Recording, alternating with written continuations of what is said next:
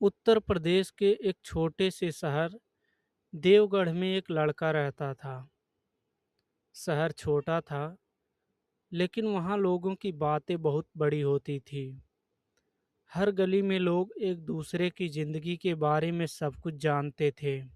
विवेक का घर शहर के किनारे बसी एक झुग्गी में था। छोटा सा कमरा, टीन की छत और बरसात में टपकती बूंदें, यही उसका घर था। उसके पिता शिवनाथ रिक्शा चलाते थे।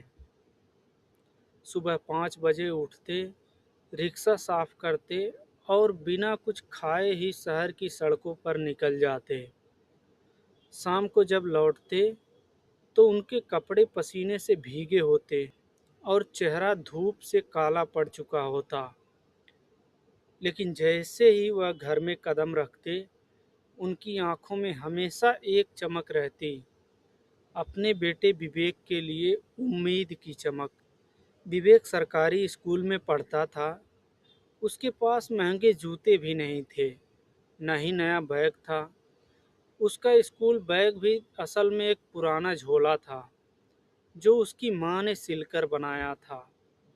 स्कूल में अक्सर बच्चे उसे चिढ़ाते थे, अरे देखो, रिक्शा वाले का बेटा आ गया। कई बार तो कुछ बच्चे उसका झोला खींच कर हंसते थे। विवेक चुप रहता, लेकिन उसके अंदर एक आग जलती रहती। उसे पढ़ना बहुत पसंद था। जब बाकी बच्चे खेलते थे, वह एक किनारे बैठकर किताबें पढ़ता रहता। एक दिन टीचर ने सबसे पूछा, अच्छा बताओ, तुम लोग बड़े होकर क्या बनना चाहते हो? किसी ने कहा डॉक्टर, किसी ने कहा इंजीनियर। जब विवेक की बारी आई तो उसने कहा, मैं कलेक्टर बनना चाहता हूँ। क्लास में फिर से हंसी गूंज गई। लेकिन उस दिन टीचर ने कुछ अलग किया। उन्होंने कहा, हंसो मत, शायद यही लड़का एक दिन सच में कलेक्टर बन जाए। समय बीतता गया। विवेक 10वीं कक्षा में था जब एक दिन घर में अचानक बहुत शांति थी, मानो जैसे कोई पहाड़ टूट गया हो। उसने देखा कि उसके पिता चुपचाप बैठे थे। आमतौर पर वह हमेशा मुस्कुराते रहते थे, लेकिन उस दिन उनके चेहरे पर गहरी चिंता थी। विवेक ने पूछा, क्या हुआ पिताजी? शिवनाथ ने धीरे से कहा, बेटा, आज रिक्शा छीन लिया गया। दरअसल रिक्शा उनका अपना नहीं था, वह किराए का था। मालिक ने पैसे न देने पर रिक्शा वापस ले लिया था।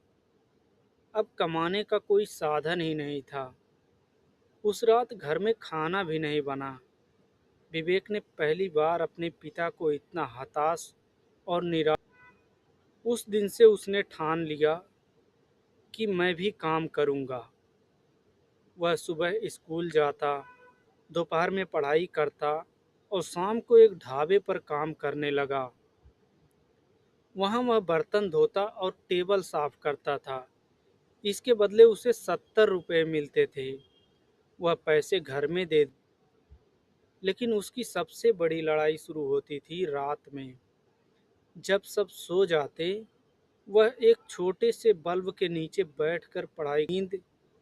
कई बार नींद से उसकी आंखें बंद होने लगती, लेकिन वह खुद को जगाकर फिर से पढ़ना शुरू।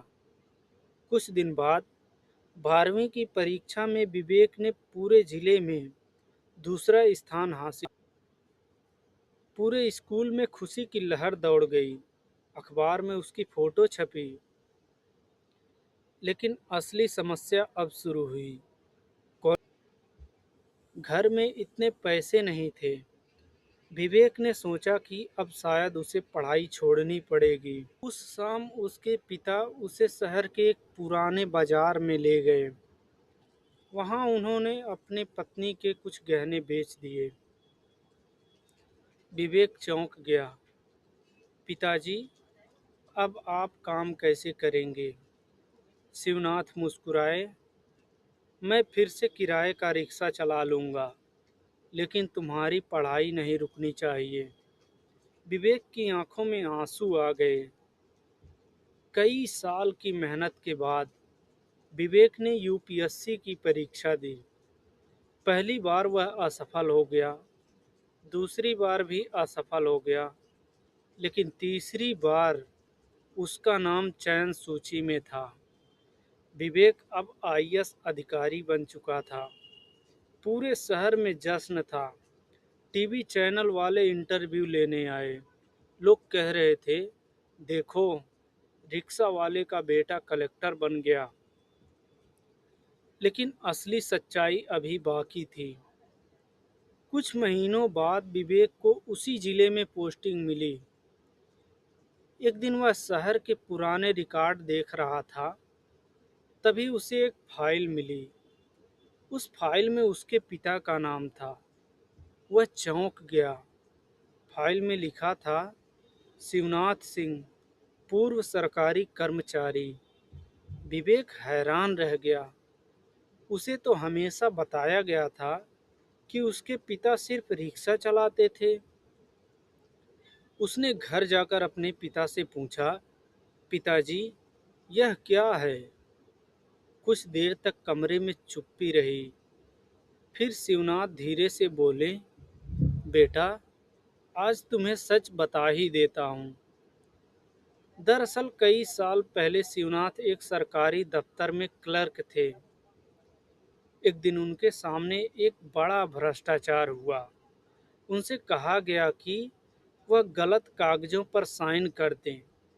अगर वह साइन कर देते तो उन्हें बहुत पैसे मिलते, लेकिन उन्होंने मना कर दिया। उसके बाद उन पर झूठा आरोप लगा दिया गया। उनकी नौकरी चली गई, इज्जत भी चली गई और मजबूरी में उन्हें रिक्शा चलाना पड़ा। शिवनाथ ने कहा,